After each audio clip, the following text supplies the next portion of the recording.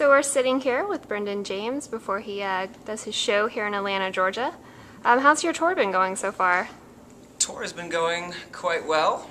A lot of cities, a lot of driving, but a lot of great shows. I've been pleasantly surprised by everybody coming out, and it seems like they like the new album, so that's good. Cool. Yeah. How would you describe your musical evolution or the evolution of your sound since your first album? I don't know. I think I tried to keep it simple on my first album, and yeah, I remember being in the studio and saying to the producer, "I don't want any electric guitars on this album." And he's like, "Whoa, I don't know if we can do that." It's like, I want it simple, not a lot of noise. I just want the songs to come through, and that was the mood I was in on that first album. And the second one was definitely different because I had just toured for 18 months, and I wanted to sing bigger and louder, and I wanted to play harder, and I wanted the songs to feel a little bit bigger. And so we brought in some electric guitars, and not too many. And I don't know, just some fun production, and gave them all a little more breadth. And yeah, just a little bit bigger, I guess. Cool. Now, if you had to describe the new album in 3 words, what would they be?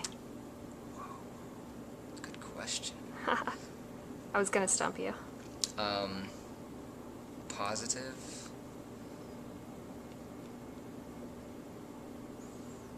heartfelt, and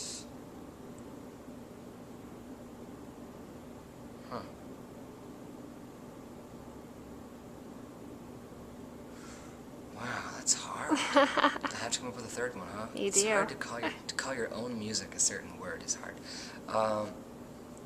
I think it's fun. For the first time, there's some songs in there that I just had fun recording, and now touring. I'm having a lot of fun on stage, so yeah, those are my 3. Okay. Now, were there any challenges you didn't foresee in coming into this album after your first album? Oh, definitely. I mean, I think the writing of it was the first challenge for me, because I thought I was gonna have time off after touring my first album, you know, so I could take a few months to breathe and live a little bit, so I'd have, you know, fill the well back up, if you know what I mean. And I didn't. I just went right into the writing of it. I think that was my first thing to overcome, was just like changing modes from touring to writing. And I finally overcame it and started to write like crazy, and the songs started pouring out of me, and there was maybe 30 or so that we had to pick from to get down to the 11, and yeah, I think I'm proud of the 11 that we picked. Cool. Now, are you able to write while you're on the road, or is that just, can you not do that? Sometimes. This time, actually the last few weeks, I've had some days, like 2 days off at a time, and if I stay at a house, like I stayed at my mom's house for 2 nights, and I stayed at a friend's house for 2 nights. If I'm in a house and I can bring my keyboard in and kind of get a little comfortable, then I can do some writing. But because I'm not a guitar player, I can't just be on the bus or something, you know, Right. coming up with ideas. For a piano player, you gotta have a place to set up, you know. Right. So yeah. Cool. Now, what would you say is the most personal, or the song you're most emotionally connected to on the new album?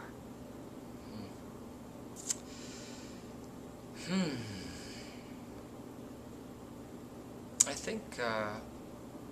think Changing Us. There's a song on the album called Changing Us, and I get my head wrapped around some pretty big thoughts, usually, and think a little too much about the past and the future and humanity as a whole, and I get myself all wound up. And that song, when I perform it, still gets me a little, I don't want to say choked up, because it's not choked up, but I feel it really deeply when I perform it. So, if that answers your question. That does. That Okay. does. When I first interviewed you with your first album, you mentioned that pretty much every band you'd ever listened to influenced you. Is that the same with this album, or did you find inspiration in new places, musical or not?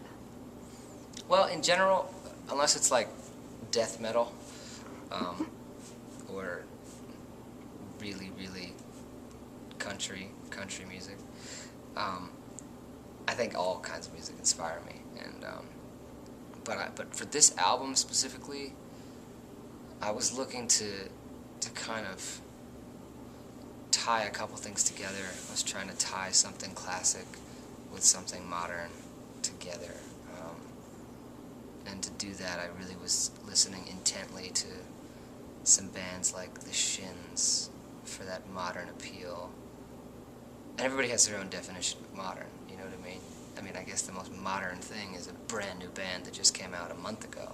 But just that sound, I think, I call it modern, and The Shins have done it quite well, especially that album Phantom Limb, you know, inspired me a lot. And Radiohead is always a band that you can't even call it modern, but you can call it fresh and innovative, you know, that I've always tried to pull from a little bit.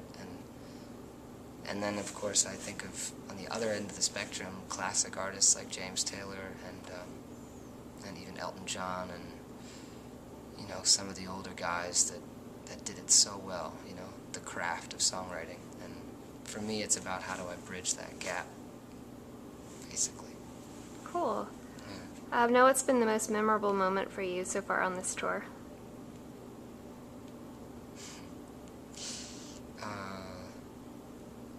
I guess when my band and I got to Aspen, Colorado, we played our show at like midnight, and it was a weird show. It was a really weird show. We were all like loopy from the elevation because we had just driven in from Denver, and we took the pass in, and we were at like 11,000 feet, and and then you come down to Aspen, which is 7,000 feet, and we were just a mess. And we played the show, and it was good.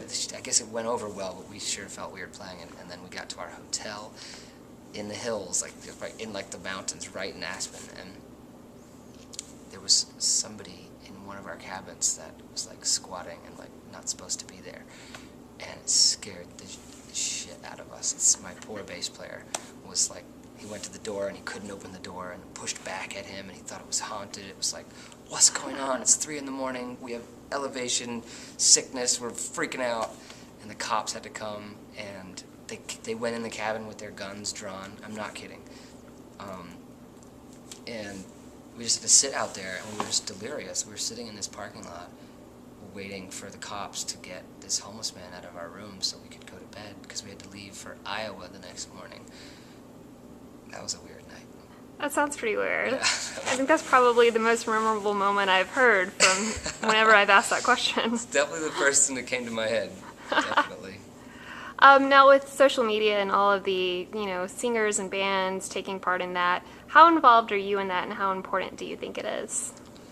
I think it's really important. I think a few years ago it used to be part of the process. Oh, make sure you check in on MySpace every now and then, And now it's becoming almost all of the process. I think almost all of the way to really keep in touch with your fans. And I think in 10 years and 20 years from now, we're going to be attached to these social media devices even more than, my BlackBerry is sitting like 2 inches from me. And I'm doing an interview that I don't even need it for, but I just feel comfortable that it's right here, and I can go on Twitter. I can tweet that I'm being interviewed right now. I actually tweeted that I was interviewing you. So, you were? Yeah, I did. Should it show up? Hold on a second. It should. It does! Emma Loggins getting ready to head out to interview Brendan James and catch his show. See? It's crazy. No, I think it's really important. I love it. I'm on Twitter all the time now because I used to think MySpace was cool, that I could check in and like 2 days later a fan would respond to my song. Now it's like 2 seconds. You know what I mean? It's taken us over. It has. And if you don't want to join the bandwagon, then you might be left behind. I think that's a safe thing to say. Yeah, that's what I'm learning. So what's next for you with this tour and then after this tour? I'm just going to do as much touring as I can for the next 5 or 6 months. I'll just be on and off the road, so try to be looking for dates out there. I'll make sure I post them as soon as they're scheduled. But I'm really proud of this album, and I'm really enjoying playing it, and I just want to get it out there as much as I can. But then late spring, early summer, I'm going to be writing again.